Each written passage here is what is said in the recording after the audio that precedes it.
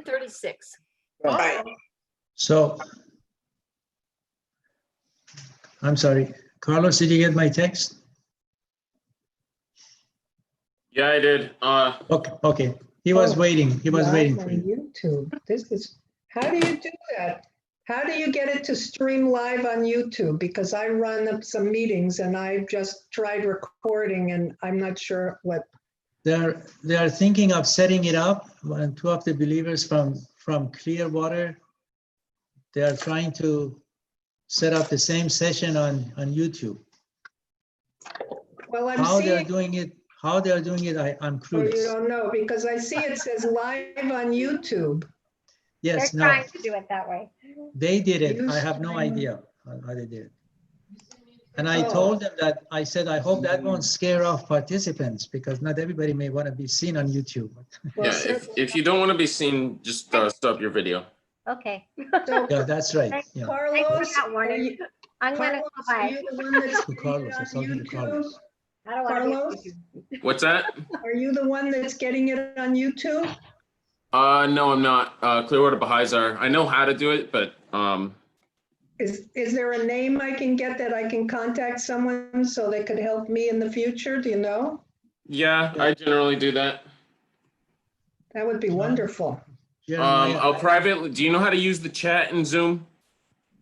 Some, but I don't know privately. Yeah, I see the little chat at the bottom. Okay. Yeah, give me 1 sec. Jeremiah, can you give me co-host so I can send her my number privately? Yeah. Yeah, you see the little chat at the bottom. Yeah, give me 1 sec. Jeremiah, can you give me co-host? by the way, while they're doing it, the picture on YouTube is going to be awfully small. So don't worry so much about it because we are sharing the main screen. By the way, while they're doing it, the picture on YouTube is going to be awfully Okay. small. So don't worry so much about it. Okay, I have my Okay. chat open. So are we ready? Should we start? We're ready. Ready? Yep. Okay. If Christine is ready, we can start. Okay, dear friends, this is a continuation of what we did last week. I'm not quite sure if you're going to continue it on a weekly basis. Maybe we should do it monthly, but whatever. This is the number 2. And this one is on forgiveness. So just like the last one, basically, I'll share with you short passages. Hope it would trigger some thoughts and feeling, opinion, and you would feel comfortable to share them with the rest. And then as we have explored a little bit, then we can move on to next one. So let's see how it goes. Okay, to begin with, who would like, let's see, and we take turns reading it, so feel comfortable to jump in if you feel like you want to start. And if 2 people want to read at the same time, well, that's so much better. Becomes more stereo. So who would like to read this one first, please? I will start. Okay. God's forgiveness in this day. All forgiveness floweth in this day from God, him to whom none can compare, with whom no partners I don't know Join- where. the sovereign protector of all men and the concealer of their sins. I'm Thank you. sorry, where are you reading? Yes, Pardon? I'm. You're Where? not. You don't see the shared screen? No, Who doesn't see it? I see it. Judy, you don't see the shared screen? Glad and I see it. See it? So who doesn't see it then? Somebody don't said I don't see see it. it. let's see. Alice, you don't see it? It says, I don't see it. It says I'm seeing Farhad's screen. Yes. And that's where the quote is. That's where the quote is, right? But I don't Tap- have, I just tap see on screen. everybody. Tap on it. Farhad's screen. Tap on it.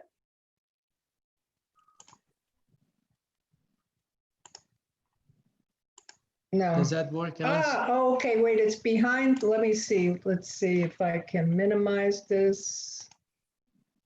Okay, Is this it doesn't even, Is it working now?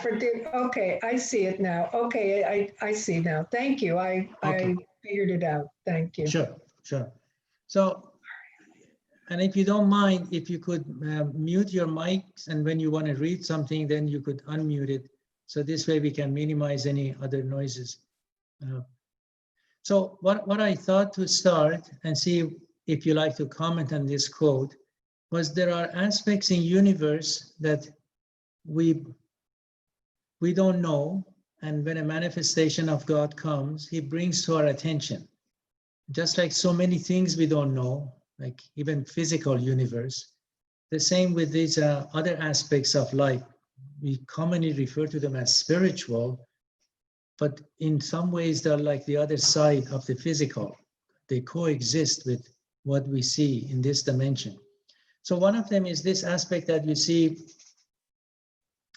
when he talks about forgiveness, all forgiveness floweth in this day from God. So something is flowing, just like the breeze or something is flowing and is coming our way. And we become more aware that every manifestation of God may bring a higher dosage of it, if we could take advantage of such flows, so to speak. Is there something anybody like to say about this quote before we go to the next one? And if you do, then we can go back. Okay. Lois, would you like to read the next one, please? I think you're mute, Lois. You have to unmute yourself. Okay, there we go. All right. Verily, the breezes of forgiveness have been wafted from the direction of your Lord, the God of mercy. Whoso turneth thereunto shall be cleansed of his sins and of all pain and sickness. Happy the man that hath turned towards them, and woe betide him that hath turned aside.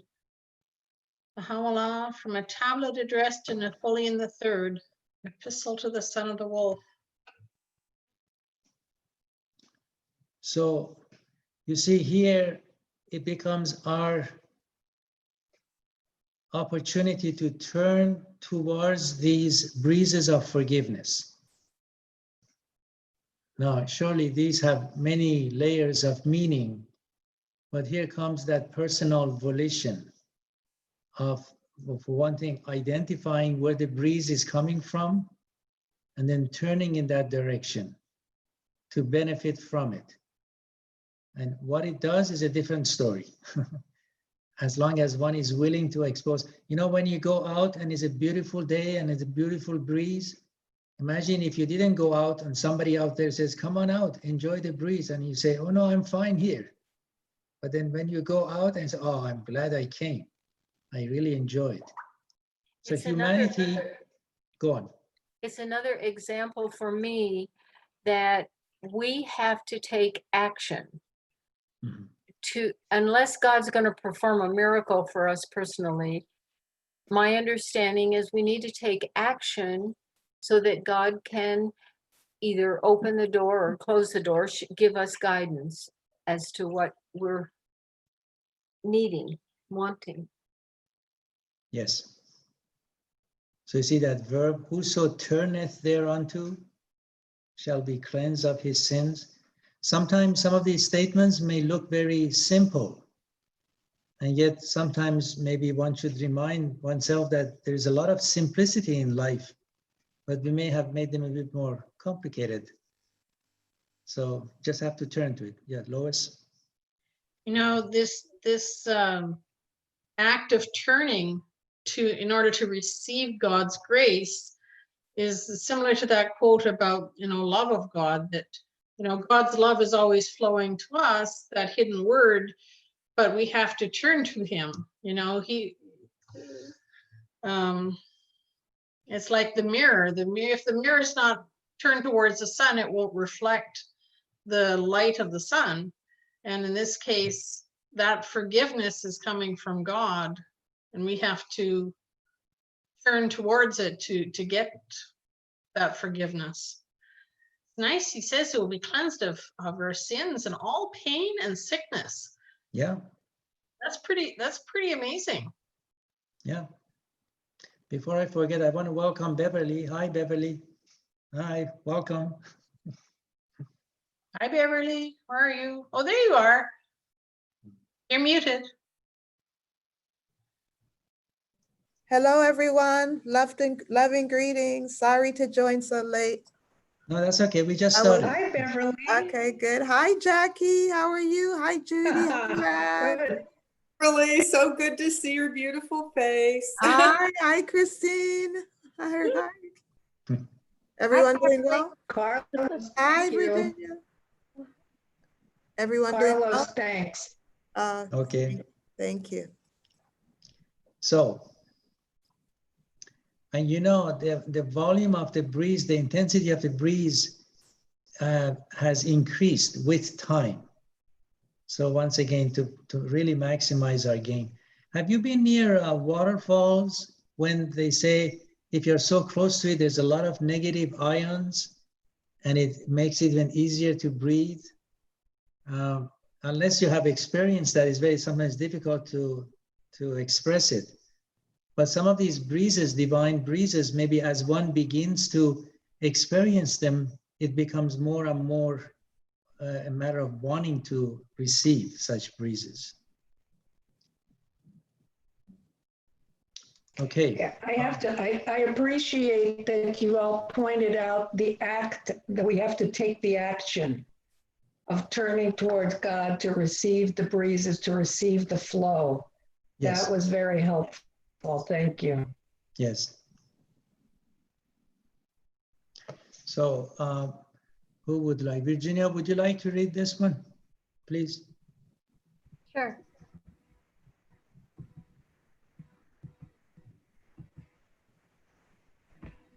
If you become aware of a sin committed by another, conceal it, that God may conceal your own sin.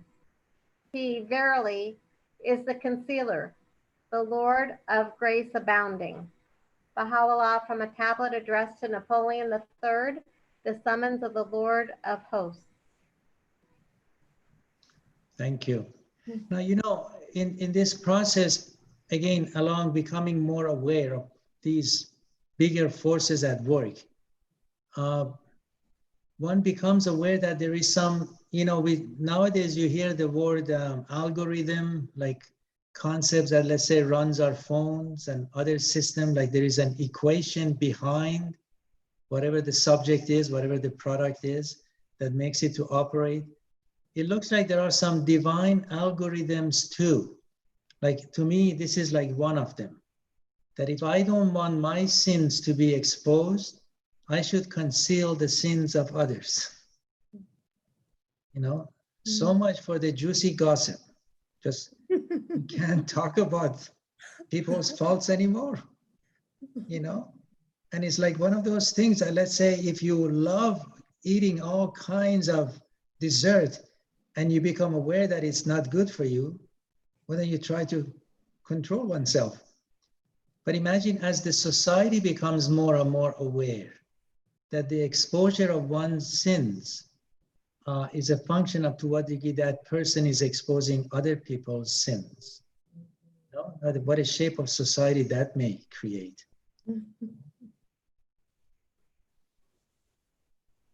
Any thoughts on this?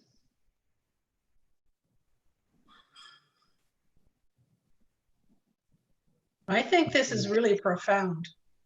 Yeah. I mean, just the idea that if we don't want our own sins to be revealed, we should conceal others. Yeah, it has kind of like a too. Yeah. Very, very profound, as you say. Mhm. And it has to do with backbiting too, I think. Oh, I think I've lost video. Oh no, it came back on. no, you gotcha. Yeah. And you Well, know, I don't it know. makes me also, oh, Go ahead. it makes me think of, and maybe it's going to be one of the quotes, but when we're told if someone has 9 good qualities and 1 bad one, we should look at the good ones. And if has 9 bad qualities and 1 good one, look at the good one. And Yes. when I think, because to me, to try and figure out how to be forgiving of others, to me, that's one of the, I've come to realize that is one way to work through it. When we find ways to appreciate that person, that I'm working on finding helpful. And I think that's part of it. This is part of not concealing the sins of others by instead dwelling on their positive, on the positive parts. Mhm. Yes, very much so. And you know, I'm sure with time, we begin to understand like how these things work as well. In one of his talks, Abdul-Baha talks about this is the same way that there is a physical science, there is a spiritual science as well. So one could speculate here. Let's say if I train myself to see the sins of others, well, what am I doing to my own soul? It's as if I'm depositing in my soul all kinds of weaknesses associated with so many things, so many people, and so on. What good comes out of it? As if I'm training myself to see weakness after weakness after weakness. So imagine you go to an environment that those weaknesses don't exist. So I basically don't see anything. Compared to if I've been training myself to see the good, then I have developed the muscles when I go to next life to begin seeing, because I've been training myself that way in this life. You know, I mean, there could be ways that we become more and more aware of the benefit of this whole process to each one of us. But it's like one of those principles to keep in mind as we talk about forgiveness, kind of forgiving ourselves. Yeah, I think too, oh, sorry, Farhad. Okay, no, that's okay. I was just going to say that I think too that it really is a great promoter of unity, isn't it? That if we're not dwelling on other people's sins, and also humility, it's making us a bit more focused on our own selves and refinement of our own character. And it just, I think, promotes some more uplifting and positive and unifying environment by doing this, by adhering, practicing, this particular principle or teaching. Mhm, mhm. Have you ever used the I'm sorry, go ahead, Jackie. Yes, please. You're mute. I think you're mute. It reminds me, when I read about how the letters from the house or even all of the writings, they talk to us in such a loving way. And I think about how does that feel to be treated as such a noble being? How inspiring to rise to that expectation versus thinking maybe of situations where someone has constantly been critical, how different that feels. And just, as what you were saying, Beverly, just made me think about that in terms of how this is part of creates that uplifting atmosphere and environment when people are looking at our good qualities and feeling we want to arise and be better because they see in us sometimes the things we don't see in ourselves, in reference particularly to these good qualities, as we try to mine the gems of inestimable value that we and others all are. Very nice. Very nice. Have you ever used the rototiller when you till the ground? At times, depending on what ground you're dealing with, it's almost like a wild horse. It wants to bounce in all directions. So there is something in the writing says that when we are like tilling the ground in a way, if we keep looking to the right to see, let's say, how Beverly is doing and to the left, see how Lois is doing, then mine is going to become crooked. Yeah. Whereas if I concentrate on what I'm doing, it becomes relatively straight. So sometimes as a human being, if I can't concern myself so much with what others are doing, well, then my path becomes so not so straight. Okay, Ooh, and I think somebody just joined. Let's see if I can. Hi, that's Amy. I see Amy. Hi, Amy. Welcome. Okay, so moving on to the next one. Alice, would you like to read this one, please?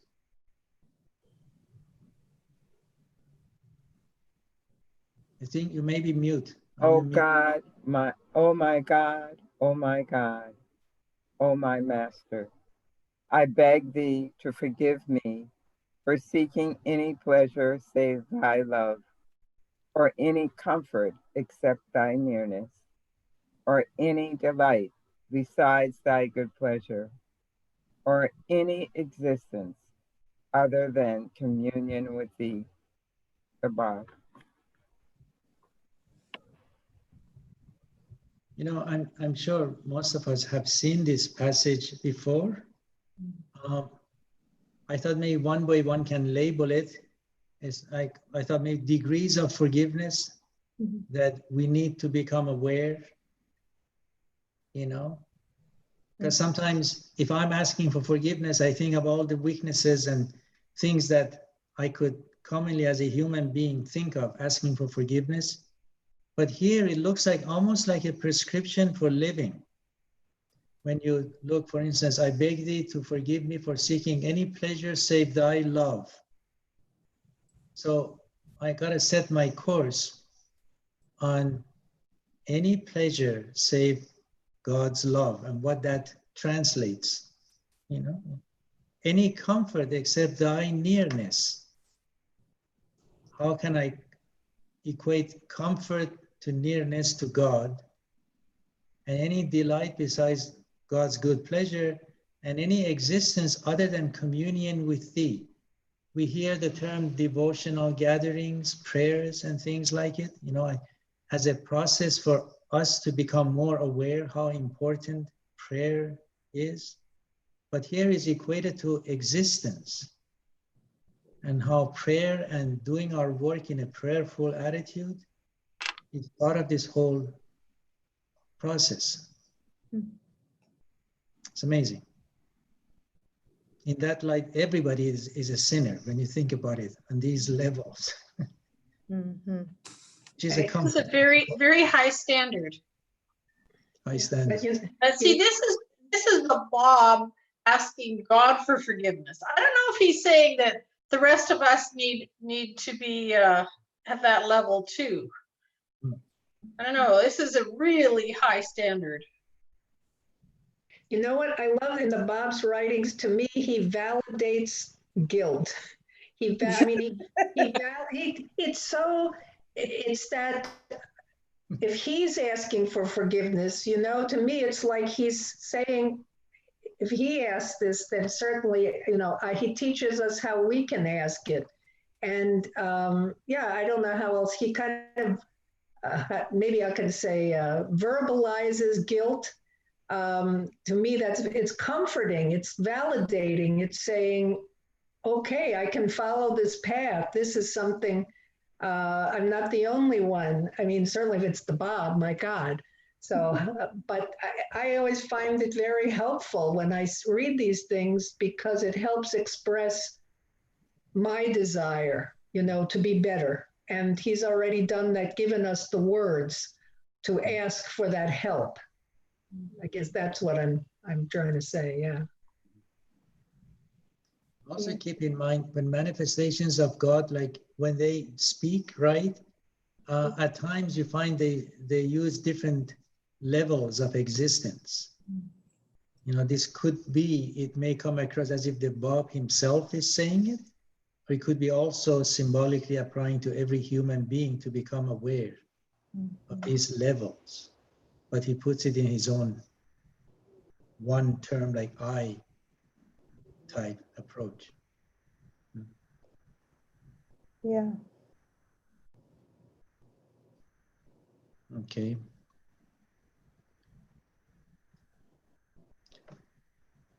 Now, here is one of the, again, interesting. Now we are gradually from a higher level of things in creation, becoming aware about the extent of this whole dimension of forgiveness. We're gradually coming down to our level. We're not completely there yet. Who would like to read this one? I can read it. Yes, please.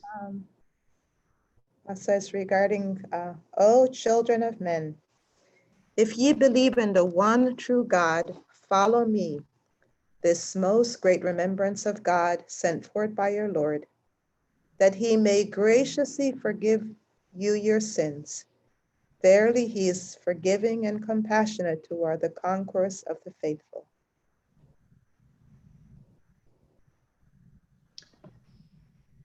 So here comes the role that, you know, like here, most great remembrance, referring in this case, perhaps the Bab himself, or could be Baha'u'llah. Here comes the whole entity of a manifestation of God forgiving. And when I was trying to find anything related to this part, there is a story in the Bible that I thought would be interesting to hear because there's an interesting similarity to it. This is from Matthew in King James, Matthew 9, verse 2 to 8. It's a story about when, okay, let me just read it very briefly. And behold, they brought to him, to Jesus, a man sick of palsy, lying on a bed.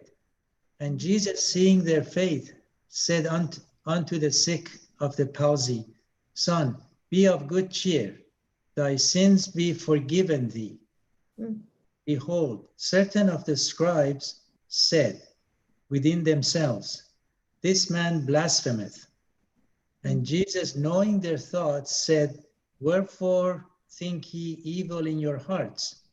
For whether is easier to say, thy sins be forgiven thee, or to say, arise and walk? But that ye may know that the Son of Man hath power on earth to forgive sins. See, that concept of forgiveness coming from a manifestation of God, it creates a place that one can even try to use to turn to as well as becoming aware that there is a way of the flow of this whole processes in creation. Just like we were talking earlier about the breeze and the flow and things like it, that the manifestation of God plays a very key role in this whole process. And for us to become aware and take advantage of it.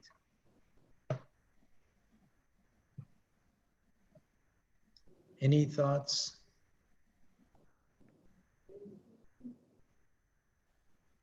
So he's basically saying that we need to believe in his messenger, his manifestation, in order to be forgiven, in order for God to forgive us.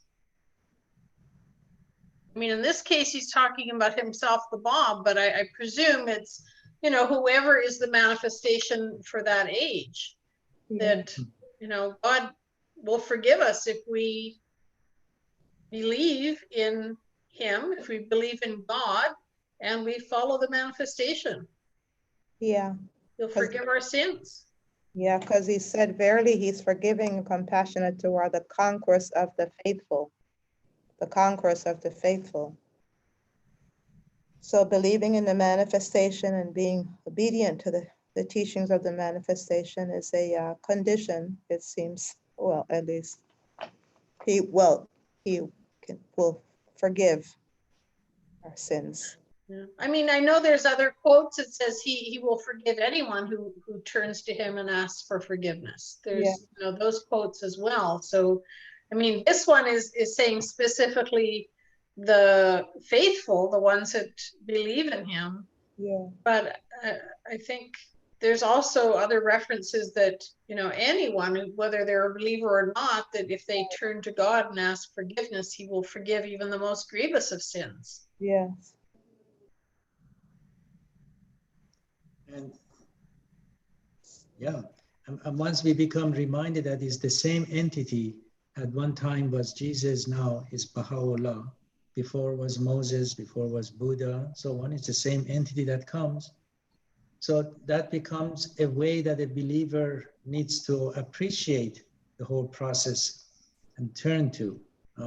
So this appears to be one of the, perhaps if you want to use the word, rewards of once you recognize. And I'm sure there are levels of forgiveness, because many Right. things are human mind, you know, we think of it, we think it's just one, but imagine there is an ocean of forgiveness. Right. What does that mean, you know?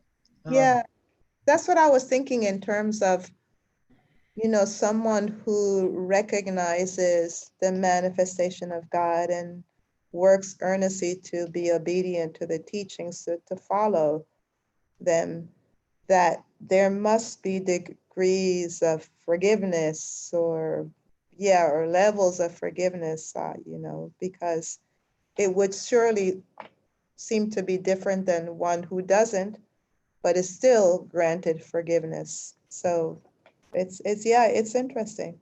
It's layers and layers and layers of It's unknown. yeah. One of the things that one of you mentioned, I think, Lois, you might have mentioned the most great sin, whatever. And earlier we talked about concealing the sins of others. And we're told actually that backbiting is the most grievous of sins, Yeah. tying back in. So even, you know, to become aware, you know, we've mentioned it. If we find ourselves falling into these habits, that we work now to overcome and ask for forgiveness and assistance in turning that mirror where it should appropriately be turned, you know, towards God, and working on ourselves, not so much wanting to correct everyone else. That even he forgives the most grievous of sins, which we can call them anything, but I was, you know, the fact that backbiting is the most grievous to me was very interesting. Yes. You know, that example of Jesus and telling that person that he was forgiven, even though he was physically ill, kind of reminded me, often we say prayers for people.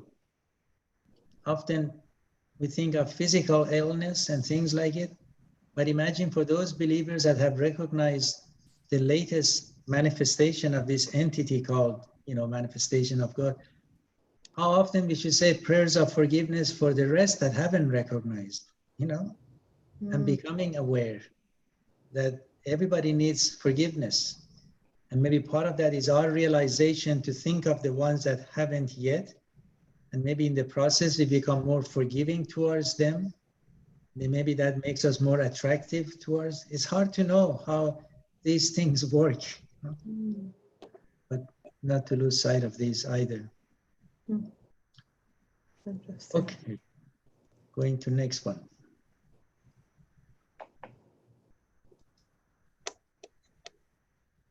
Now, one of the categories that you find, and from what I know, it's almost in every religion, perhaps said different phrases, is that there is one category that God doesn't forgive. Who would like to read this one? Or I'll do it. Okay. God will not forgive disbelief in himself. O peoples of the earth, bear ye allegiance unto this resplendent light, wherewith God hath graciously invested me through the power of infallible truth, and walk not in the footsteps of the evil one, inasmuch as he prompteth you to disbelieve in God your Lord. And verily God will not forgive disbelief in himself, though he will forgive other sins to whomsoever he pleaseth. Indeed, his knowledge embraceth all things. Phew. So as you're reflecting on it, here again, because we are entering this age of maturity, because potentially we have the capacity to understand more how God does things for the level that we could comprehend now. It's kind of scary. At the same time, it's significant to know this point. And maybe this is part of among many other reasons, the emphasis on teaching the faith and letting people know that the newest manifestation has come and things like it. But then who do you think the evil one is here?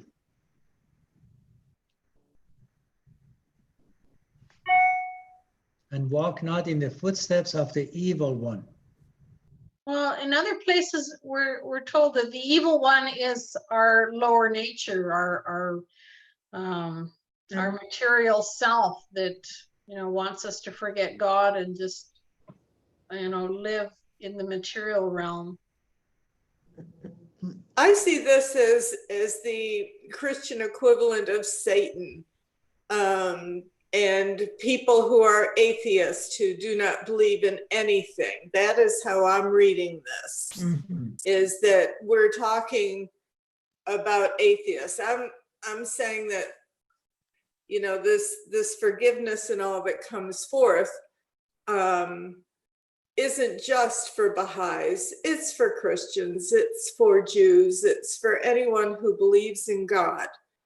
How they come to God is many, many paths. And as much as we would like them always to come through Baha'u'llah, there are other ways. When I see this idea of the evil one and one who does not believe in God, I think of true atheism. That's just my thoughts on this. I'm wondering too, at this, I'm curious, it's a little, goes back, because yeah, that can certainly be one way to look at it. But I also think about the evil one can also be, I think again, Lois touched on it. Abdu'l-Baha talks about the insistent self. Again, the self that is drawn, its ego drawn to the material, our animal nature. And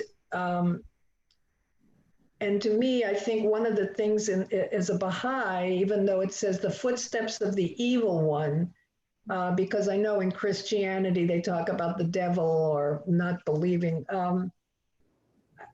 I think we have personal responsibility. To me, if we believe, say, in the evil one or the Satan, that way I can relinquish responsibility. But as a Baha'i, I feel I have personal responsibility to work on overcoming the insistent self, to nurture my higher nature, so that indeed I'm not falling into the footsteps, if we want to call it, the evil one. I think there's, yeah, again, obvious, of course, many layers. But I think the insistent self as really that constant struggle, because we live in both, right? We're material beings, but we're really spiritual beings in a physical body. So, One word, verily God will not forgive disbelief in himself. I take that probably maybe too literally. I'm looking at it as people who just plain don't believe in God and believe that where we are right now, this is as good as it gets, which is scary as heck to me. How anybody could believe that. Yeah. But, you know, that this is it. It's also capitalized. I wonder, you know, evil one is capitalized.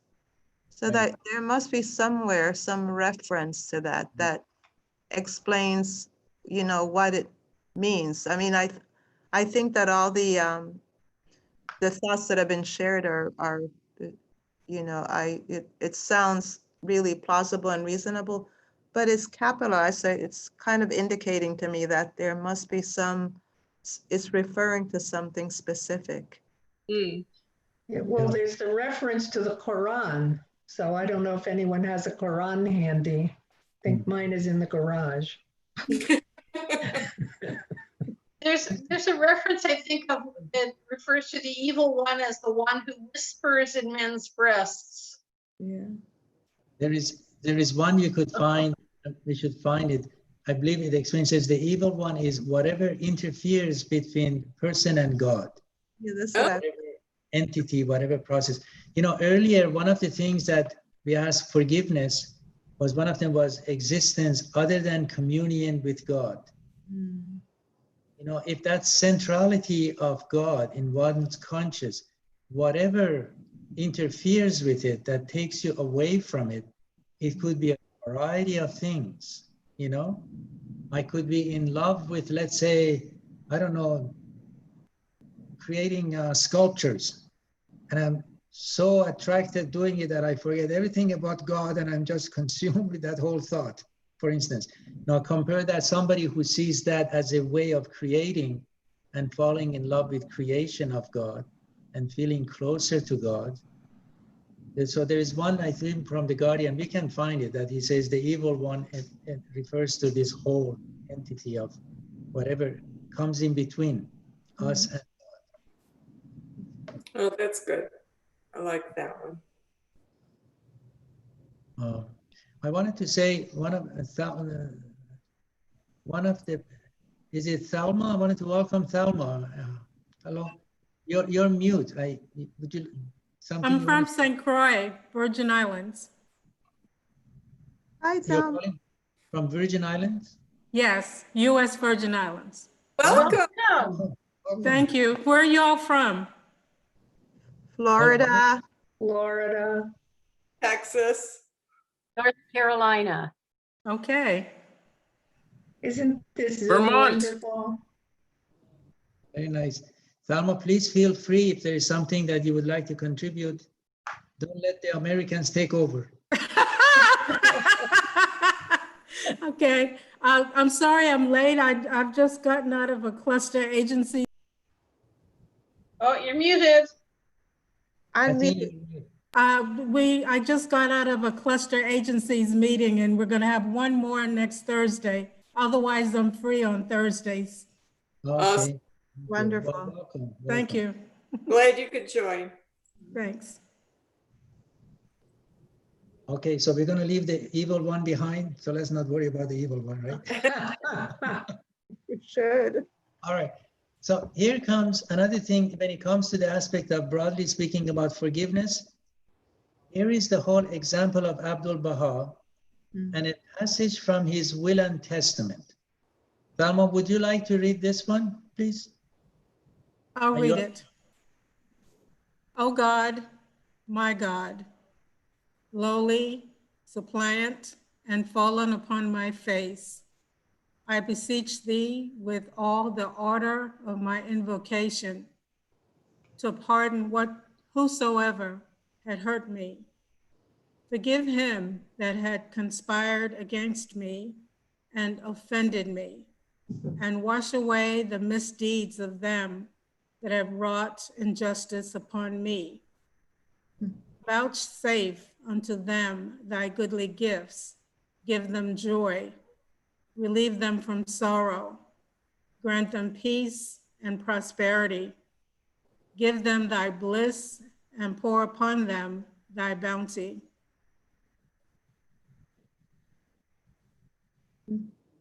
Thank you.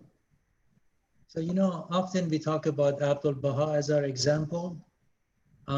Imagine if, let's say, I every now and then read this passage about Abdul Baha and how he forgives these ranges of people. And the more we become aware of how many conspired against him.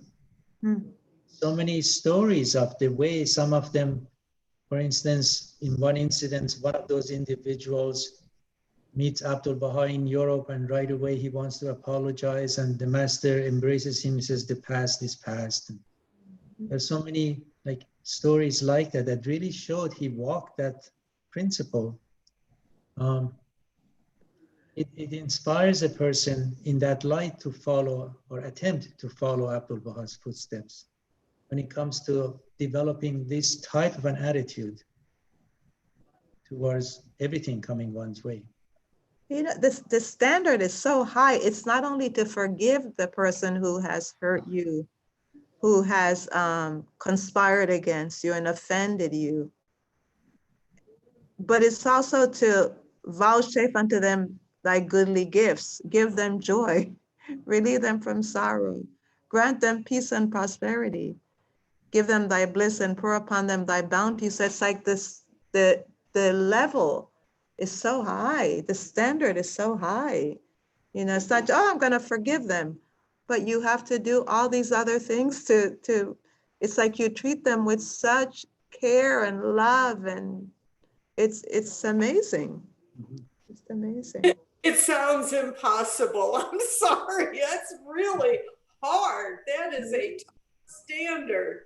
Oh my goodness, especially nowadays. Oh my gosh, that is like, oh my gosh, what a standard. Whew. It's exhausting just reading it and But thinking. yeah, but it's attainable. You know, we have to continually strive to live up to the standard. And how do we help ourselves to get closer and closer and closer? It's step by step, little step by step, the practicing. You know, because if we think it's overwhelming and impossible, then we don't try. But I think it's just constantly trying. We try, we take 2 steps, we take 3 steps. And it's, again, it's like exercise. You know, you know, the more that you exercise, the more energy you have more endurance, you have more desire to do it. So Oh, I have missed you so much. You have kept me on the straight and narrow more times than I can possibly tell you. You just remind me of nothing is impossible if you just really, oh, I've missed you, honey. Yeah, and life is just easier when you forgive people. Yes, you're right. Well, you know, I think about it, and this is, again, the standard is the highest standard. This is, why would any of us settle to follow something that's less than the highest standard, really? And this tells us that it's possible. So this is, to me, it's also, it says so much about, again, if we are noble beings, then this must be possible. But I think of it in a relationship. To me, that's the first place I can look at that, because that sometimes, I'm thinking particularly in a marriage, I'm going to say, sometimes we do hurt each other. And we have to, you know, think of how we have forgiven that person. Again, looking at their good qualities.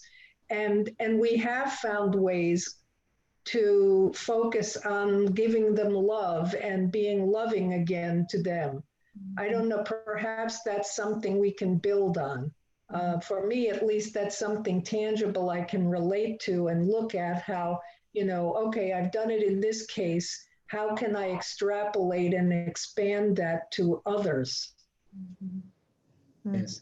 You know, sometimes when you look at some of the other examples earlier too, that if one would not train one's eyes, for instance, to see enemies as enemies, for instance, you know, then it becomes perhaps easier to then not get so worked up and then trying to then struggle against overcoming whatever feelings that vision, that way of viewing things has already created.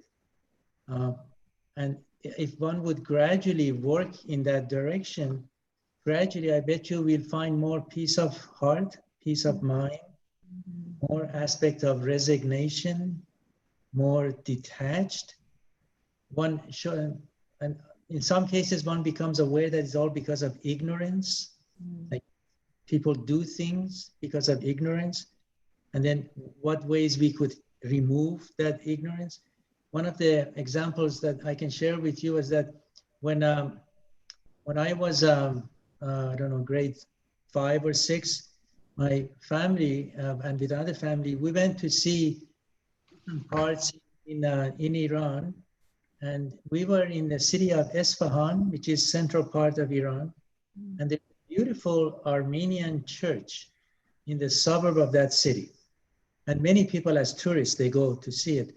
So we got a taxi and got in the taxi, and just my mother, my brother, my sister, and my father in that taxi. And this church was on the outside of the city. So you literally leave the city and you go in the middle of nowhere until you reach the church. Well, as we are going, my dad used to be Muslim and he became a Baha'i before I was born. And he would get the first opportunity to tell about the faith to whoever came across. So he's sitting in the front and talking to the taxi driver and telling him gradually about the faith. Well, all of a sudden now we are in the middle of nowhere. This guy stopped, his whole demeanor changed in a very angry way. He asked us to leave his taxi and he would never ever give a ride to Baha'is and something. And well, now my father wasn't easily intimidated with a situation like that. He says, you have no right to make such a demand. If you don't want to take us to our destination, go back to where we picked us up, and we missed our chance to go, but you can't just leave us in the middle of nowhere. So grudgingly, this guy said, okay, he turned around. And as he's going back, so I could hear now, we're all shivering in the back because these two men, my dad wasn't small either in the front, they're in this discussion and the guy is driving as well. So this guy says to my father, says, my father said, what is it you hate Baha'is so much?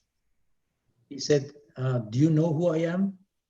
Well, my dad says, I have no idea who you are. He says, he was the leader of a group that desecrated, destroyed, demolished in 1950s. There was a major persecution in Iran, many places. And he said, you think I would give a right to a Baha'i? I'm the one who did all kinds of things. So the discussion continued. My dad said, why is it that you have such hate for Baha'is? And then gradually he started opening up, and finally he says, because I know what you guys do when you come together. My father said, what do we do? He says, you guys get together and burn our holy books. And my father said, how did you know that? I said, well, our mullah, our clergy has told us this is what you do. So as my father tried to explain that, no, that's not what we do. Baha'is use the holy book of the Quran to prove the station of Baha'u'llah. Gradually, by this time, we come back to where we picked up the taxi. Now, in that culture, when a taxi stops, two people are in the car, normally the assumption is that there's an argument worked out. So people wait for these people to get into some kind of a fight, argument, sometimes becomes a fist fight or something, so it becomes an entertainment. Everybody's waiting for something like that to happen, but they see two guys in a very calm way or in a discussion.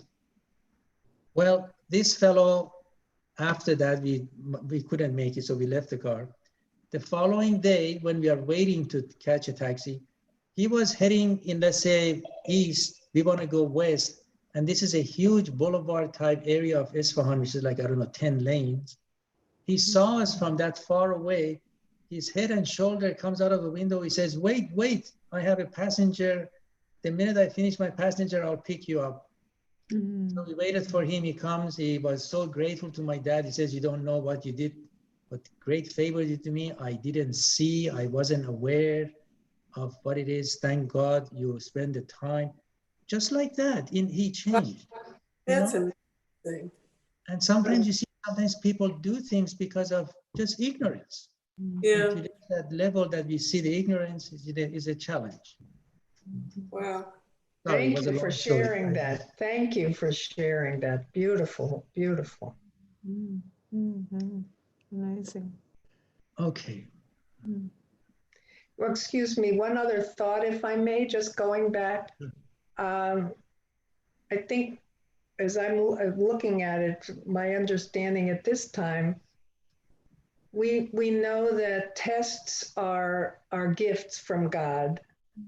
And tests help us to become more spiritual, to rub off our rough edges and put into practice better our beliefs. And I'm thinking maybe another way to relate to someone who has been hurtful or offended is to be thankful. They provide this opportunity to grow.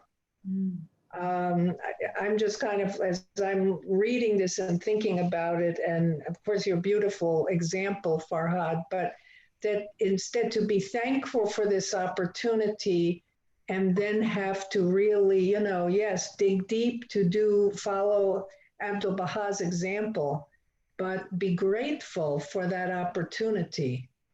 For me, I think as I think of it in that way, I can turn over my emotions and head them in this other direction of gratitude, as opposed to this being more reactionary emotionally. You know, Jackie and others, just before I joined, I was trying to console a coworker who was, you know, another coworker had hurt them terribly, and you know, they were just hurt and felt awful. And I was saying the same thing to them, that, you know, that to really look at it, look at it from another perspective, that, you know, that they're providing an opportunity for you to strengthen and develop a spiritual attribute or quality. So it, you know, it's, you may want to thank them actually, rather than wanting to strangle them. That'll take a few more minutes to get past that, but awesome. I wanted to welcome one more participant. I just see iPhone SDSRQ. I wanted to welcome you. Hello. Where you're mute. If you don't mind telling us where you're from, you're mute. So, You are mute. okay, now you can hear me now? Yes, Yes. we can hear you. You're right. Okay, my name is Tasfai. I'm originally from Ethiopia, but right now I'm living in Houston, Texas. Oh yes. Ah, Welcome. Welcome. wonderful. Very Yeah. nice. Welcome. Very nice. Yeah. Feel Yeah. free to jump in anytime you feel like you like to contribute. I think the idea that you are talking about now is about forgiveness, or what's the topic that you are talking about? Yes, forgiveness. Right. Okay, that's what I saw on the screen. So Yes. that's a good topic. So I'm just hearing, and then later on I will see what I can do. Sure. Good. Farhad, you've got a couple more that joined as well. Did you notice? Oh yes. I'd like to welcome again. I see Jale and Kenneth? Kenneth. Welcome, welcome, Kenneth. Welcome, Jale. Thank If there's you. something you'd like to say, please. Thank Where- you. Where are you guys calling from? Connecting from? Kenneth Moulton. I'm in Omaha, Nebraska. Oh yes. Welcome. Thank you. And which Jale is this Jale? We have a Jale in our community too. In our community in Florida. Okay. Pinellas. Pinellas. Okay. Jale in Oldsmar. Welcome, Jale. Thank you. Thank you. Okay. Hi, Jale. Hi, Jale. Hi. Hi, Charlotte. The next one. Nice seeing you all. Thanks everybody, and thanks this technology. Amazing, amazing. Your video's off. We can't see your beautiful face. Okay, if you want to see my beautiful face, Always. Okay, so who would like, Lad, would you like to? did you see my face? Ah, It's bad. Hi, I, Charlotte. you know, I turned it on, it didn't. Okay, Okay, we so see you now. we're gonna continue now. Lad, would you like to read next one, or Judy? One of you guys. Lad, would you like to read it? All right. Sinners should, quote, beg forgiveness and pardon, unquote, from God only. When the sinner findeth himself wholly detached and freed from all save God, he should beg for forgiveness and pardon from him. Confession of sins and transgressions before human beings is not permissible, as it hath never been nor will ever be conducive to divine forgiveness. Moreover, Such confession before people results in one's humiliation and abasement, and God, exalted be his glory, wisheth not the humiliation of his servants. Verily, he is the compassionate, the merciful. And that's from Baha'u'llah, tablets of Baha'u'llah revealed after the Katabi Aktas. Thanks very much, lad.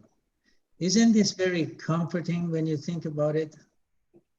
You know, like how God doesn't want to see a person humiliated.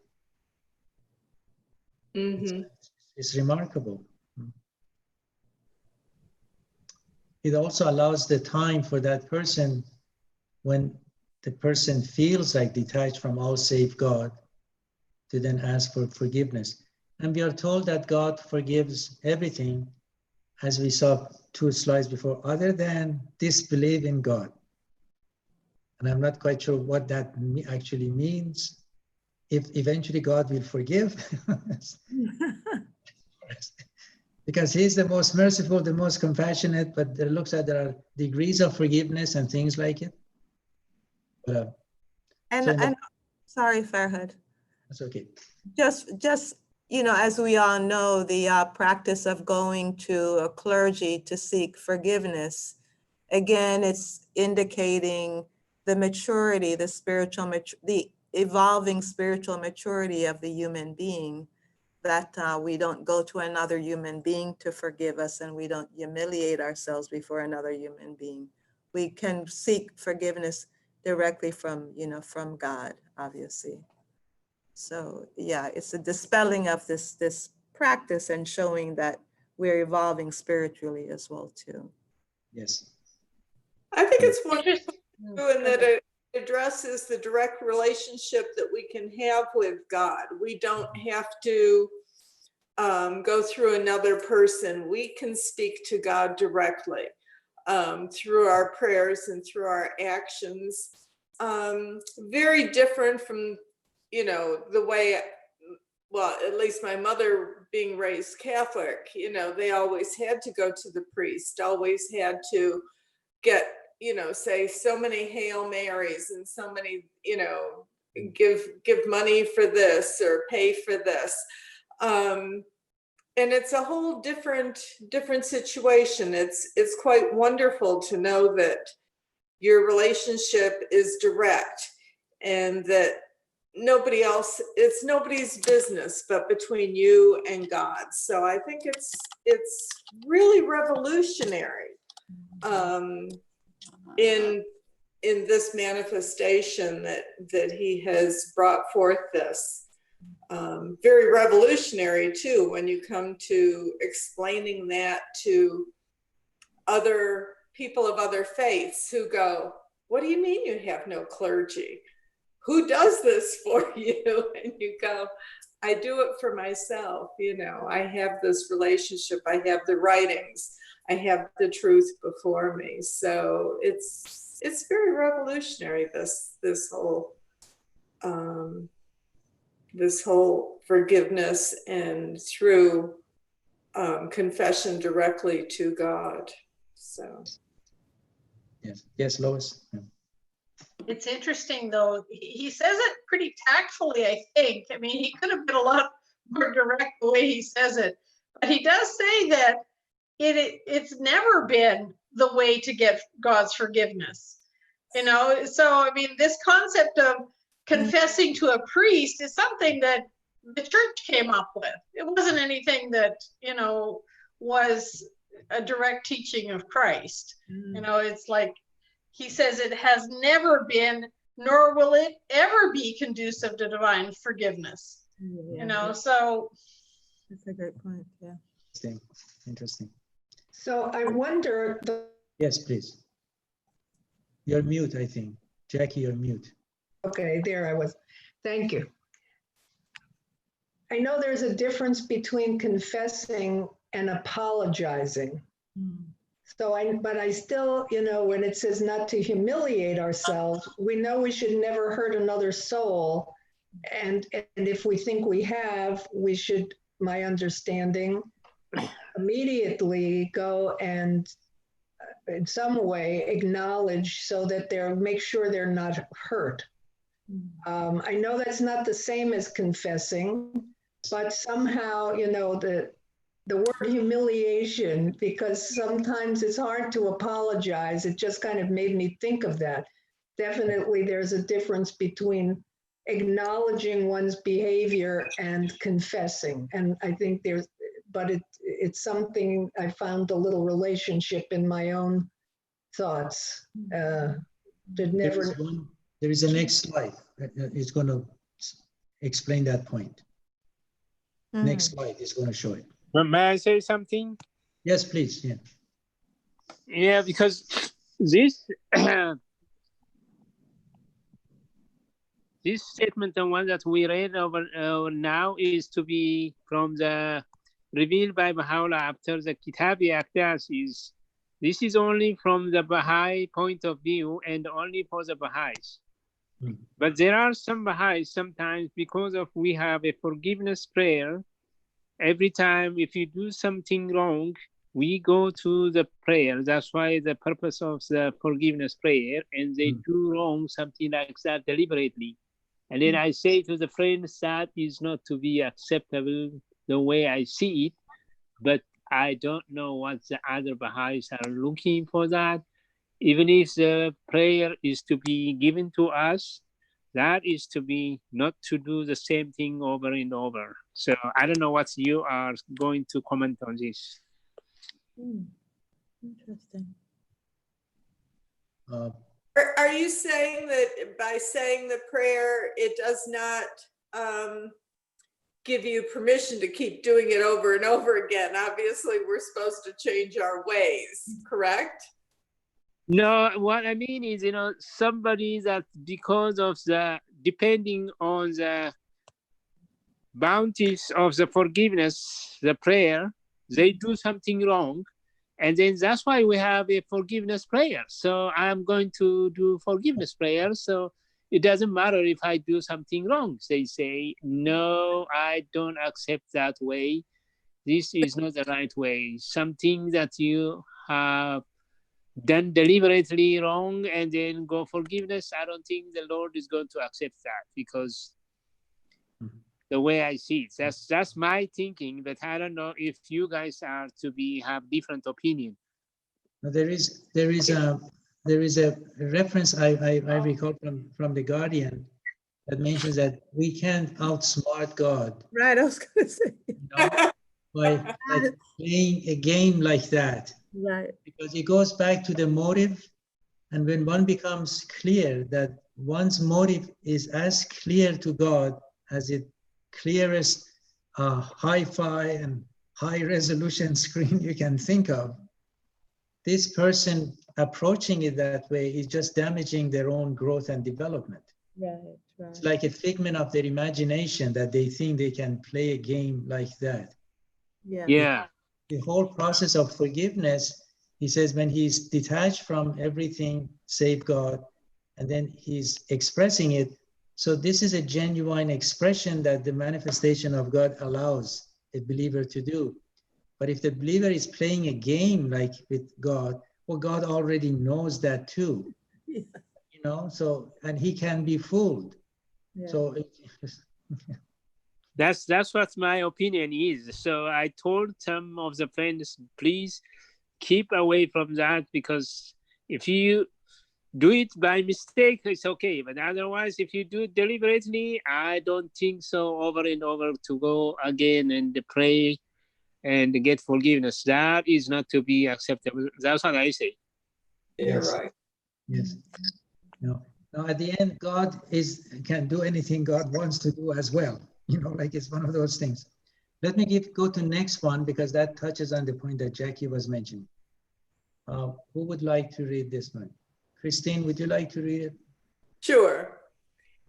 Confession of one's sins. We are forbidden to confess to any person, as do the Catholics to their priests, our sins and shortcomings, or to do so in public, as some religious sects do. However, if we spontaneously desire to acknowledge we have been wrong in something, or that we have some fault of character, and ask another person's forgiveness or pardon, we are quite free to do so. The guardian wants to point out, however, that we are not obliged to do so. It rests entirely with the individual. From a written on behalf of Shoghi Effendi, quoted by the Universal House of Justice, 19 March 1973, to the National Spiritual Assembly of Canada, the compilation of compilations, Volume 1, consultation. That was the point that Jackie was mentioning. So we are free to ask for pardon and forgiveness among ourselves, but we are not required to do it. Wow.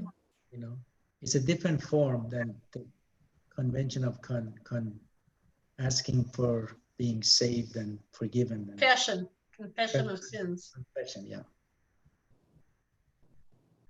Okay. So we are clear about confession now. So, okay. Now, the next few is another aspect of becoming aware in God's existence, that this domain of pardon and forgiveness also play a part for our parents, and not to lose sight of it, that we have a responsibility towards our parents when it comes to asking for forgiveness and pardon. Who would like to read this one? Carlos, would you like to read it? Parents endure the greatest toil and trouble for their children, and often, by the time the latter have reached the age of maturity, the former have hastened to the world beyond. Rarely do the mother and father enjoy in this world the rewards of all the pain and trouble they have endured for their children. The children must, therefore, in return for this pain and trouble, make charitable contributions and perform good works in their name, and implore pardon and forgiveness for their souls. You should therefore, in return for the love and kindness of your Father, give to the poor in his name, and, with the utmost lowliness and fervor, pray for God's pardon and forgiveness and seek his infinite mercy.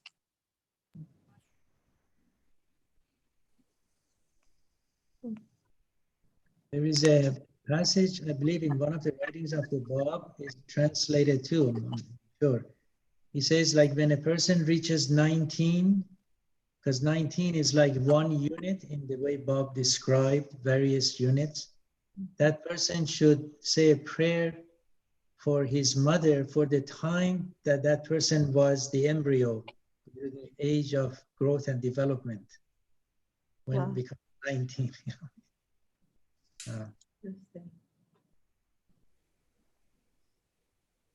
There is another one. Let's read that one too, then we can discuss it further. Here one becomes aware that what happens if we do say a prayer for our parents. Who would like to read? Jackie, would you like to read this one, please? It is seemly that the servant should, after each prayer, supplicate God to bestow mercy and forgiveness upon his parents.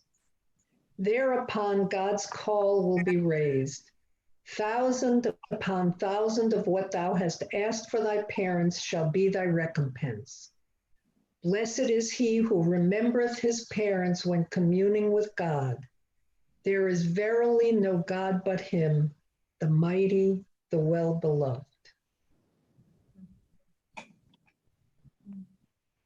After each prayer, he should supplicate and ask for mercy and forgiveness for his parents. I'm going to send this to my children. I've thought of it many times. Don't forget, it is seemly. It's not obligatory. It is seemly. They got the seemly. Yeah. I think about that. About the reward that you get, not that becomes the reason for saying it, but this is perhaps one of the beautiful aspects of this age of maturity, that we have the privilege to know the inner working of this man-God relationship. You know, like I ask for forgiveness of my parents, and then God gives a whole lot to me. what type of feeling does that create in me in terms of my link with them? Just very briefly, sometimes you have like a dream or a vision or something that sometimes you're in a different state of mind and heart. I think I had a dream one night years ago that I saw my timeline and it was like a road. And I remember in my dream, I went towards this road, and right away I turned to the left because I wanted to know what's going to happen in future. Right away, wanted to see what's happening in future. So I could see a little bit of that road, and then gradually became foggy and dense fog. So I couldn't see through it. So I was kind of disappointed. I couldn't see as far as I wanted to see. Then I turned to the right, and that meant like where I come from. It was such a long road and so crisp.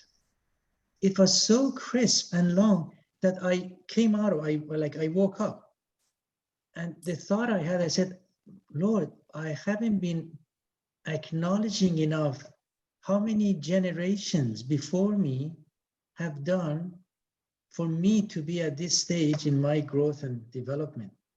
I owe them a lot of gratitude, appreciation, and things like it.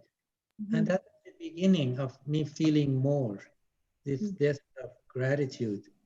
Even as Baha'is, when you think about it, like if you think of all the sacrifices that have gone into the faith for us to have this intimate conversation and share these beautiful writings, and the writings have been translated, authorized translation, all that, there's a lot of work people have done. Maybe this type of praying for our parents gradually creates certain aspects of one's growth, that they become more appreciative of our link with the past.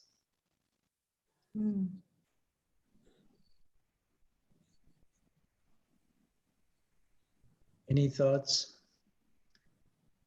You're not falling asleep, are you? Farhad, I like the word you said, that this is, even though it is for parents, but that is an opportunity for our own growth.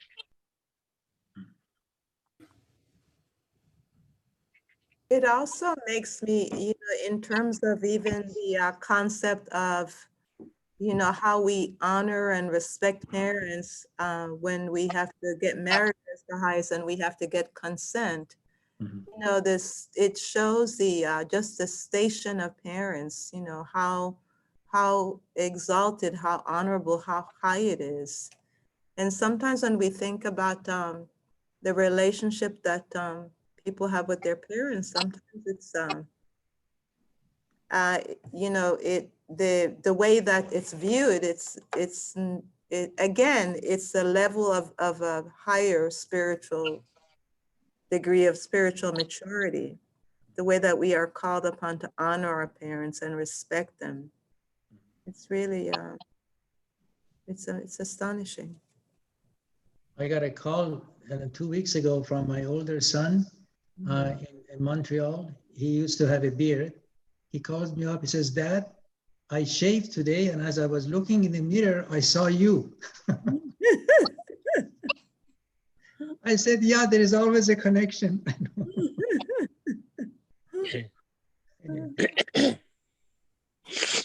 Okay, let's go to the next one. Here is another interesting reward and concept to become aware. Here comes to our own kin. So not only parents, our kin. Who would like to read this one? I could read. Okay, please. Did he want to read? The man from Ethiopia, did he want to read? Did you want to read? Okay. Do you want me to read this? Yes, please. Okay, I am in the cell phone. Okay, anyhow. God's mercy towards one's kin. One of the distinguishing characteristics of this most great dispensation is that the kin of such as have recognized and embraced the truth of this revelation and have the glory of his name, the sovereign Lord, quaffed the choice sealed wine from the chalice of the love of the one true God, will upon their days, if they are outwardly non-believers, be graciously invested with divine forgiveness and partake of the ocean of his mercy. This bounty, however, will be vouchsafed only to such souls as have inflicted no harm upon him, who is a sovereign truth, nor upon his loved ones. Thus has it been ordained by him, who is the Lord of the throne on high, and the ruler of this world and of the world to come. Baha'u'llah, the compilation of compilations. Thank you. Thank you. So you see, each one of us in that respect is like an ambassador that one's kin is counting on and benefiting from, which is another mind-boggling concept of creation when you think about it, you know?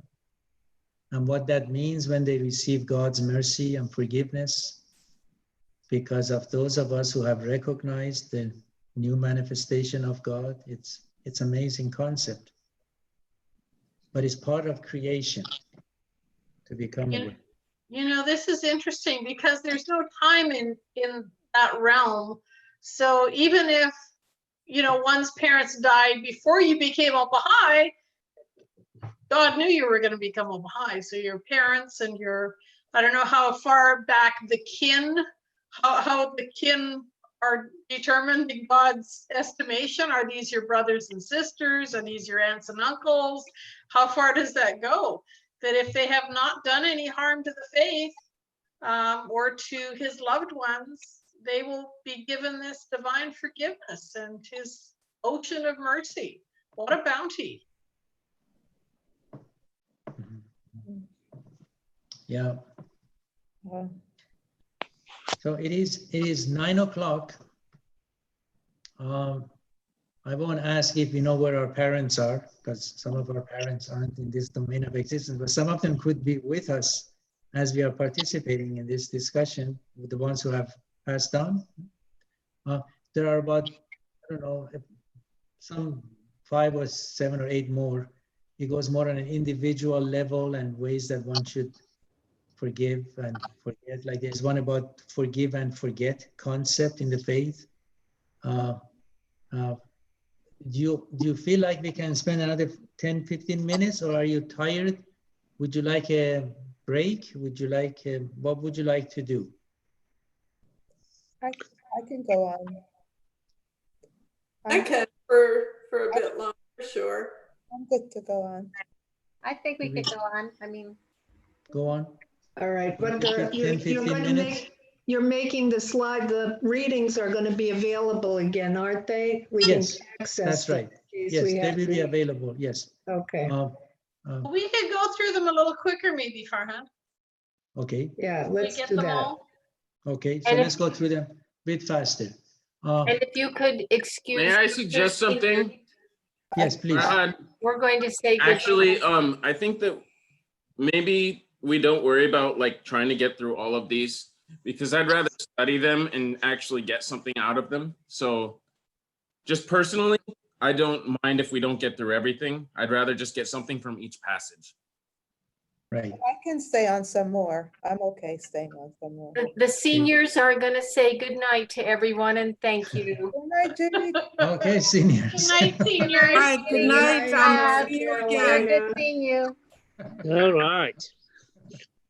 Good night. Okay. Okay. Is this your normal time that you are going to finish your session, or you still keep going? Normally we have it from 7:30 our time to 9. So 7:30 to be in your time, not in Eastern time, that in my time. Yes, that's right. You're 1 hour behind us or 2 hours? I think an hour. One. It's 9 o'clock here, so what time is it there? It's 8. 8 Hey, o'clock. you're 1 hour behind.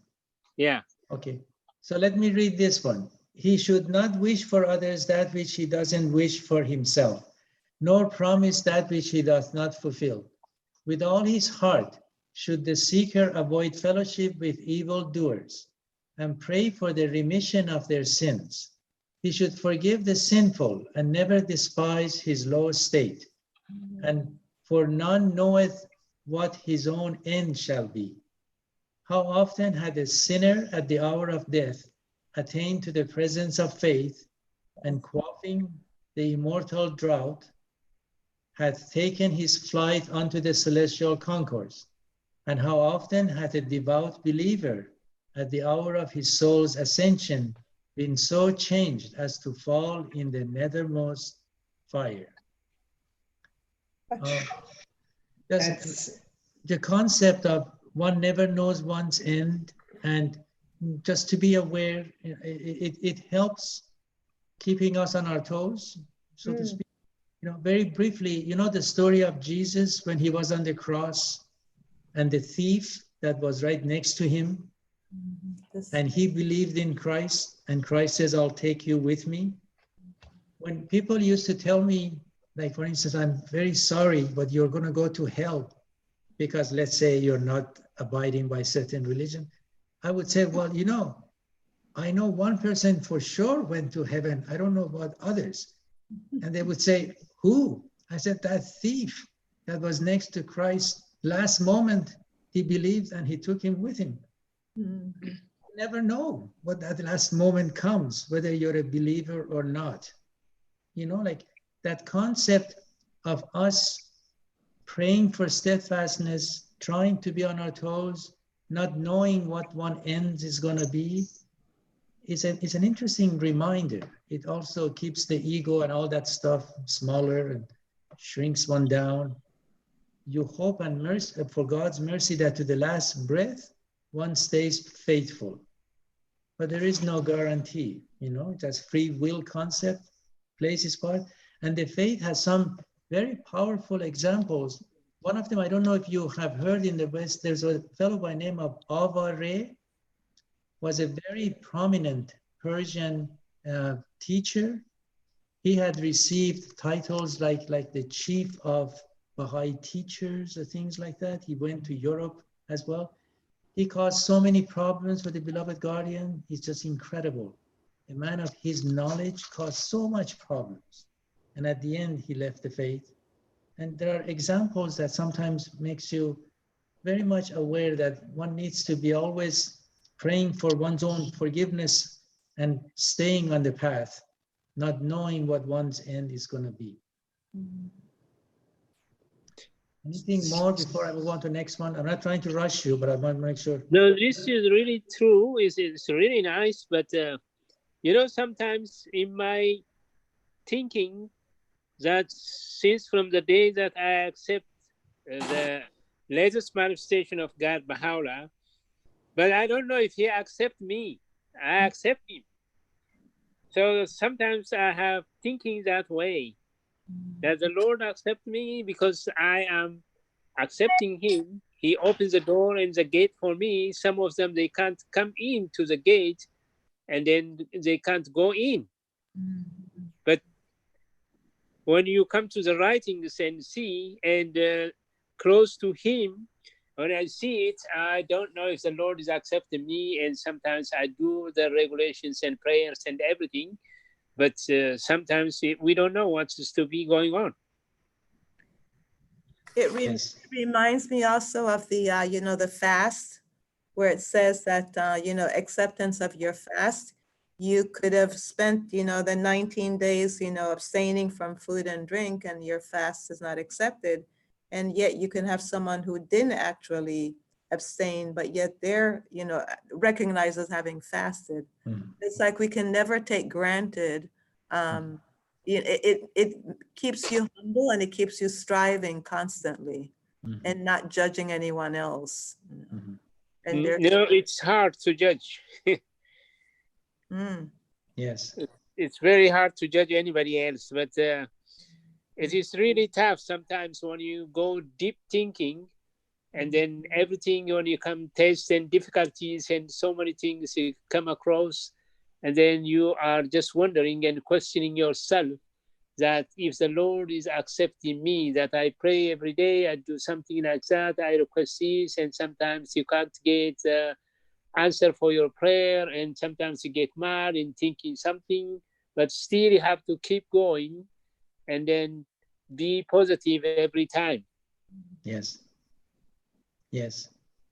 No, that's very true. That's part of our own growth and development.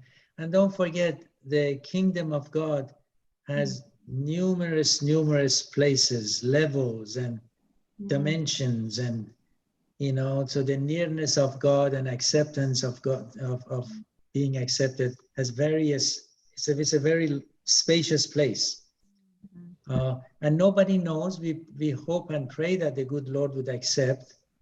And maybe that attitude would keeps one more on the straight path, never goes to one's head as if I'm now somebody. Again, just very briefly, one of the Baha'is had a dream years ago, many years ago. He said Abdul Baha was holding his hand and going up the building that later was opened for House of Abud, where the guardian was born. He was going up the stairs. The believers are at the bottom, and the master was holding his hand going up the stairs. And he says, in my dream, I felt I must have done something special, some important thing, something that Abdul Baha is recognizing me for what I did. He had thoughts like that about himself. He says, the minute that type of thought crossed my mind, the master let go of my hand. Continued going up the stairs. He says, I basically froze. I couldn't really make one more step. It's really nice. Yeah. So when we become aware of our own self, sometimes, we have to be careful with it. Exactly. Yeah. Because, the reason that I put this comment is because most of the time we have a long time seekers, years after years. Every time they come, fireside, and then, but they don't want to come to the face every time. And then I told to the friends, just let them come. Invite them as long as they hear the word of the God, because one day the door will be open for them like us, and then they will be accepted. But for us, we are not guaranteed, but we accept him, but I don't know if he accepts us. That's why I told them. But we are still positive, and we're still going, because the door is open for us, and then he allows us to get into the kingdom. So once we are in the kingdom, we need to be close to him and spiritualize to the degree of the level of layers. Yes, yes. Maybe one of these deepenings we can do something on that. There are terms in the writings that you see a true Baha'i, a consecrated believer. It's a journey of its own too. When a person enters the faith, we go through various milestones, so to speak, various stages, depending on to what degree we have embraced the faith internally, and then we have allowed these kind of buds grow in our spirit. So there are degrees to it. When one becomes consecrated and things like it. But let's move on to next one, so these folks won't fall asleep here. Okay. Would you like to read this next one, please? Me? Beverly is going to read it. Yeah. Okay. Set your reliance on the army of justice. Put on the armor of wisdom. Let your adorning be forgiveness and mercy, and that which cheereth the hearts of the well-favored of God. Baha'u'llah. On the armor of wisdom. So again, one of these qualities to keep in mind, let's say if each one of us becomes more and more known for being forgiving and merciful, type, is an interesting virtue to work on. And I'm sure all of us are working on just becoming more aware.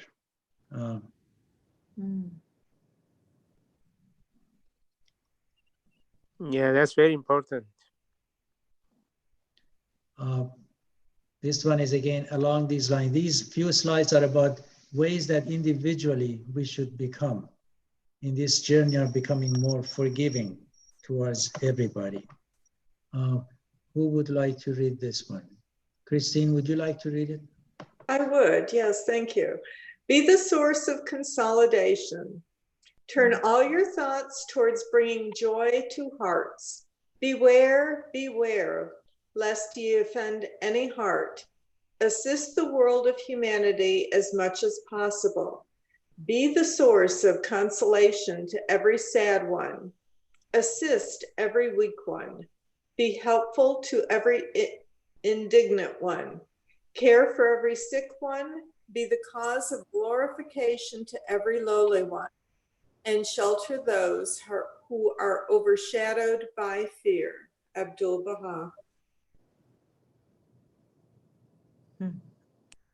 See, like spiritually speaking, for one to gradually add to one's reservoir, to gradually become more aware of these aspects of life is a journey of its own. Like if my reservoir is empty, it would be very difficult for me to console another human being. So how do I gradually fill up my own reservoir? Where do the prayers and reading of the writings and reflection on an ongoing basis, you see, like one gradually sees this holistic nature of the faith.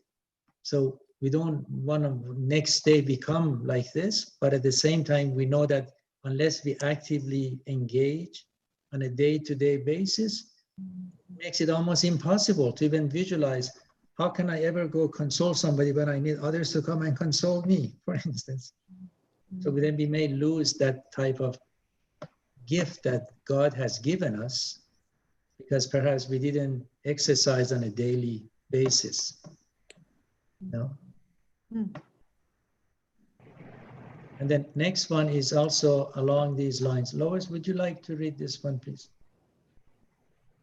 If someone commits an error and wrong toward you, you must instantly forgive him. Do not complain of others. Refrain from reprimanding them. And if you wish to give admonition or advice, let it be offered in such a way that it will not burden the bearer. This is really powerful, and I gotta give you an example because Beverly was part of this. Before I was a Baha'i, I was taking a class, one of the Ruhi books, and I got into a disagreement with one of the other members who was there, one of the other attendees.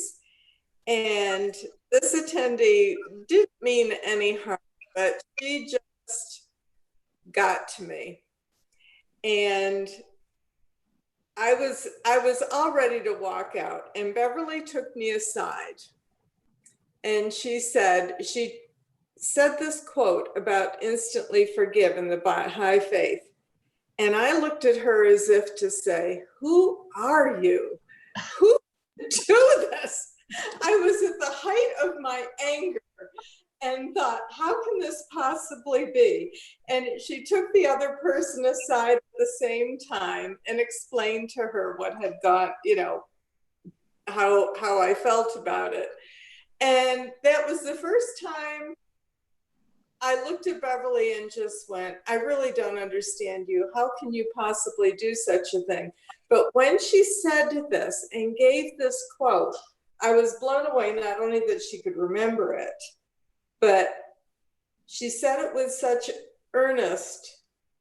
And when I came together with this other gal again, turned out we ended up being very good friends. I didn't understand her point of view and her sense of humor, which still doesn't always mesh with mine. But we had this meeting of the minds, and it was at that moment that I understood the importance of instant forgiveness. And even though this gal doesn't live nearby anymore, we stay in touch all the time. And instant forgiveness really has such value. And it's one of the hardest things to do. But that was my first first encounter with Beverly, and I just thought, okay, she's got it pulled together and she knows how to get to me. And it was such an important passage, an important topic for me that I've never forgotten it. And I've really tried to take it to heart when people do that. There's another point of view, there's another, there's a reason behind this discourse. And if you just let it go, it not only frees you, but it gives you a better understanding and a better way of dealing with frustration and humans, as we all make mistakes and we all get to one another. And it was a beautiful moment. And I've never forgotten you, Beverly, for what you did today. That was amazing. And I really wanted to strangle her. I really did. Very nice. I have saved a brawl at the Baha'i Center.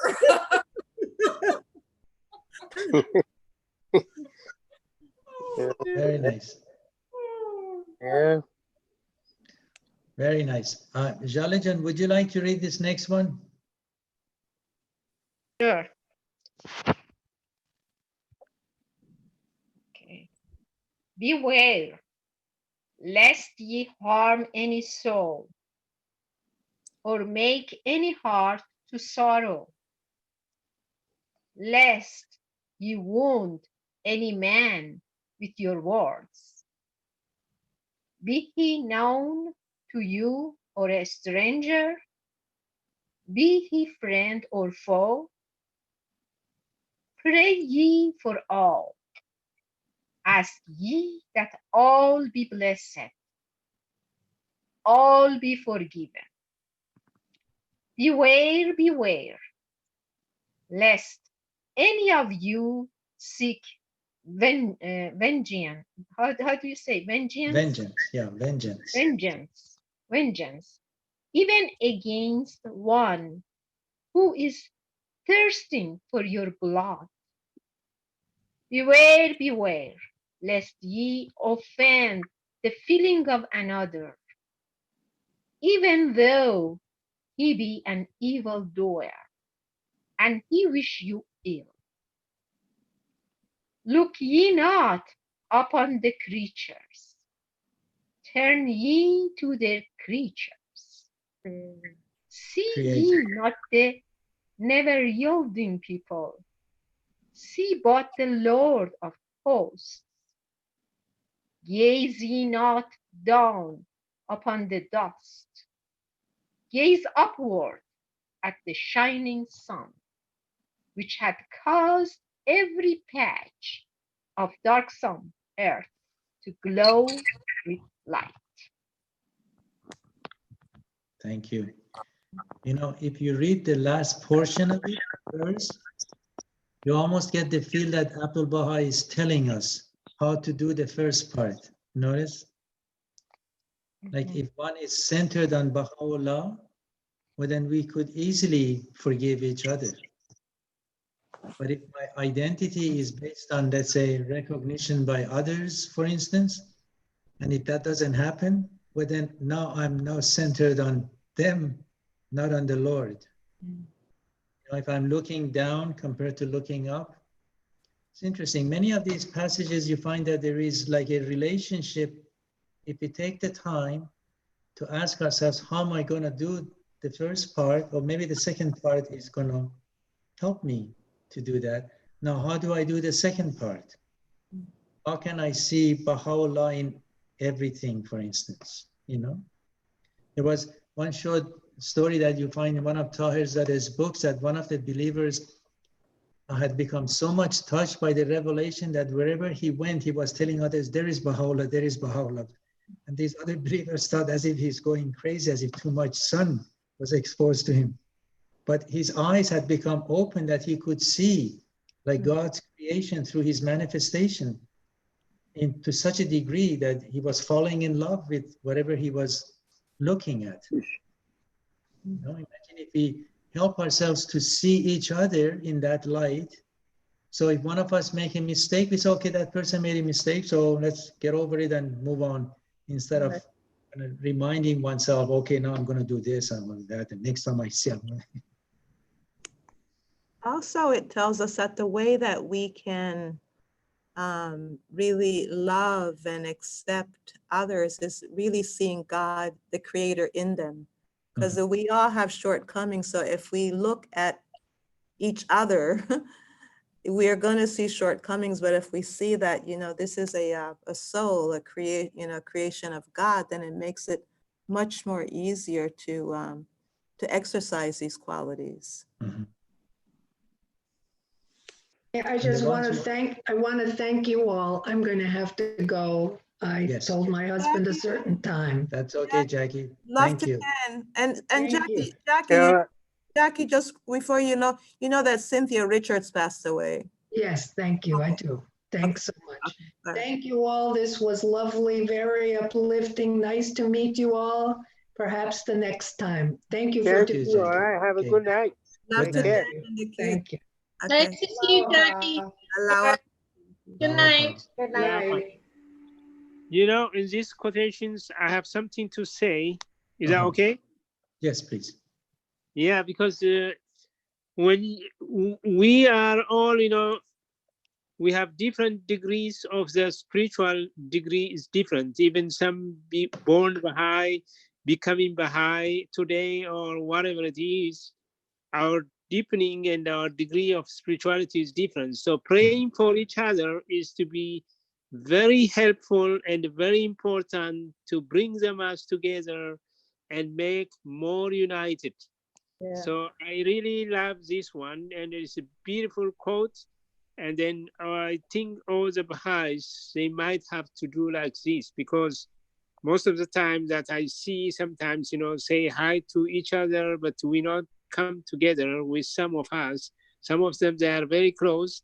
So we need to be more like this kind of quotations to all the Baha'is, to bring them together and make understand each other. And then every day we need to pray for each other. Yes. Yeah, Thank because you. we are one family. Yes, we are. Yes, we are. Okay. You still want to go? If you want to stop. How many are left, Farhad? Um, 9:25. right. I'm trying to check here. I've got. Oh, there's about 15, 16 left. Maybe we should do part 2. Well, I like it, but if you guys are going, so maybe next time. Are you doing this every Thursday? Well, that's what I was going to ask too, because we've done it so far every Thursday. I'm just thinking maybe should do it either every other Thursday or maybe once a month or every 3 Thursdays. What do you guys think? The next topic that we thought we can touch on is like love and compassion. Oh, that's really nice. What Baha'u'llah love. Yes. Yeah. Yeah. The feast is next Friday, but I don't know if we're holding it on Friday or on Thursday. Yeah, because of daylight, I think it's Friday. Okay. It is Friday, the 31st. Yeah. But that would be a good excuse not to have it on next Thursday. There you go. I'll be here whenever. You know, one of the benefits that we got now from this COVID-19 is to be the Zoom. Yes. And then we have so many Zooms everywhere. Yeah. We have 2, 3, even sometimes a day. And it is really interesting, and I like it very much. And then right now, I don't know what time you stop, and if you have next week, then I just want to let me know, and then so I will try to join you, because I like the way how you are presenting. Everything is to be beautiful. Yeah.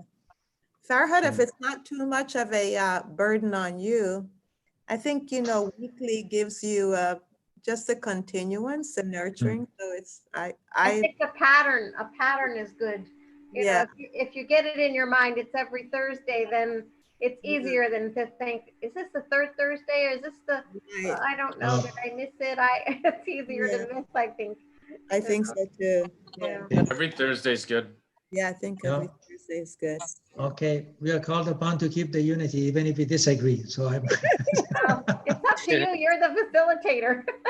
No, that's okay. I'm just your servant. I felt like some of these resources I could readily speaking easily can find them, put them together, and then share it. So we'll do it. And Can we we'll do do So- part next 2 Thursday. next week on forgiveness so we finish?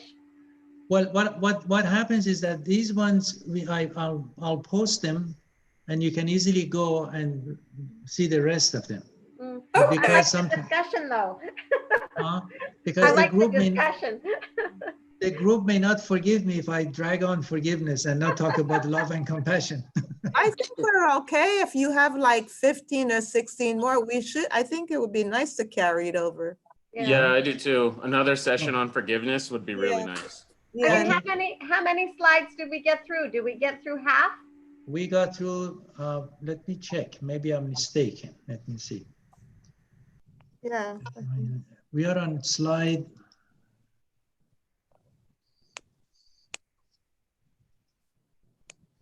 No, I made a mistake. No, we did better. Oh. No, hold on. No, I said forgive, 18.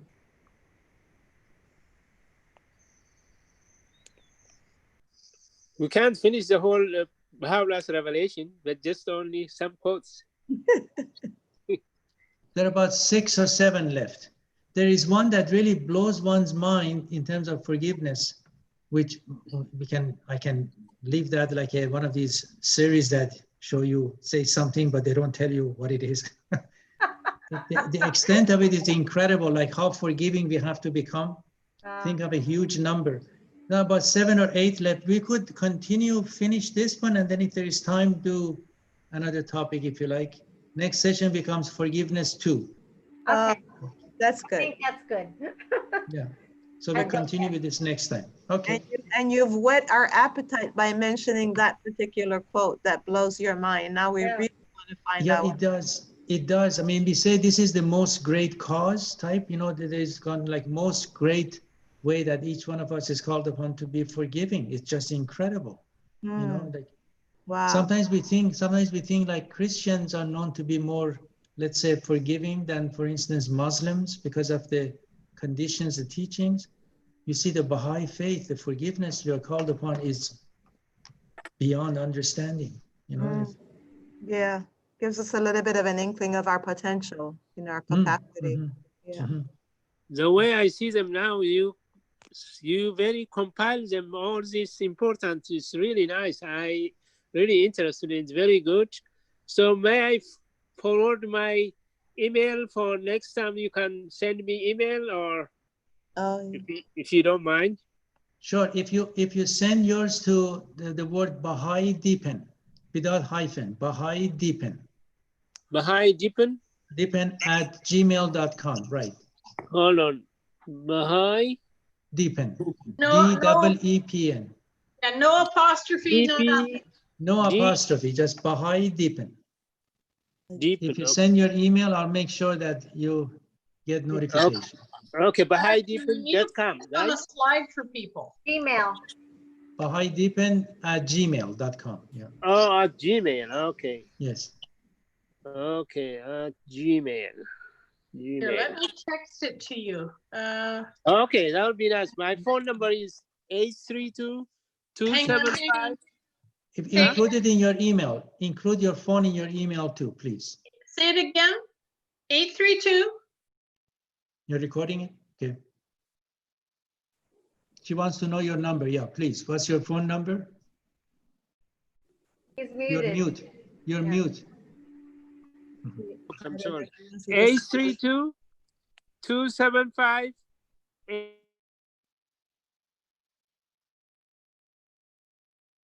You guys, I'm sorry. I muted everyone because we shouldn't put that information out there because it's being live streamed right now. I apologize. What we can do is if you look at the chat window on your phone, you should be able to find the chat window. And if you send your information to either Clearwater Baha'is or to Farhad directly, you can do that. Okay? Oh. You mean to the YouTube? Farhad, you're muted. Okay. So if you could kindly just send your information to that email I gave you, that's the safest way. Okay. Because we are being live recorded by YouTube too. Yeah, for security. Okay. All right. Okay. You'll be Glad on the you joined internet. us. Okay, Thank you. friends. Thank you very much. Okay, Thank have you. a good rest. Thank you, All everyone. right. Have a good Be night. Good Thank night. you very much. forgiving to yourselves. Be forgiving to yourselves. Yeah. Oh yeah, you're right. Thank you, Farhad. Thank Thank you. you. All Thank right. you. Bye-bye. Good night, all. Bye. Good night. Have a good Bye, night. Beverly. Bye bye. Thank you. I know. Bye. Bye bye.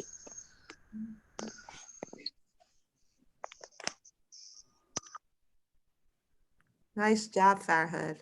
Thank you. Thank you. Very wonderful. I love Okay. I'm glad you were able to participate.